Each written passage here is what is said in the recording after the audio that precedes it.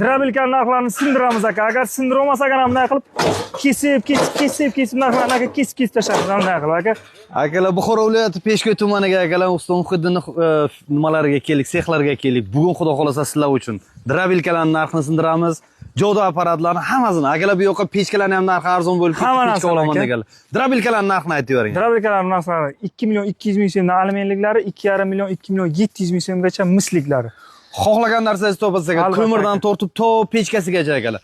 Jodo apparat qancha bo'ladi? Jodo apparatlarimiz 500 ming so'mdan qilib beramiz. 500 ming so'mdan jodo apparat. Bugun akalar drabilkani ham, jodoni ham narxi sindi akalar, xudo xolasa. Ketdigan endi pechkalarning narxini aytib o'taman. Ekonom pechkalarimiz 850 ming so'mdan boshlanadi to 1 million so'mgacha.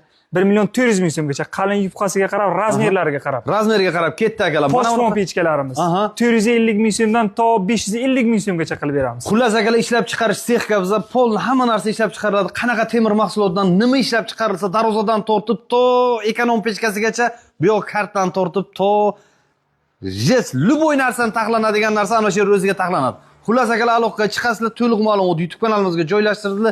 Pechkalarning narxi qancha, jodo apparatlarning narxi qancha. Demak, hamma narsani shu yerdan ko'mirdan tortib to asbest turbasigacha shu yerda o'zidan to'liq hamma narsani bir marta ko'tarib ketaverasizlar. Demak, aloqaga chiqasizlar. Bu yoqqa akalar orqasi lalichaligi bor, belalisi bor. Faqat farqi akalar shu lalisiga ishlab turishi, gazga xohlasangiz gazdan boshlab to ko'mirgacha ishlaydi. Xuddi shunday. Shunday Muhsin aka.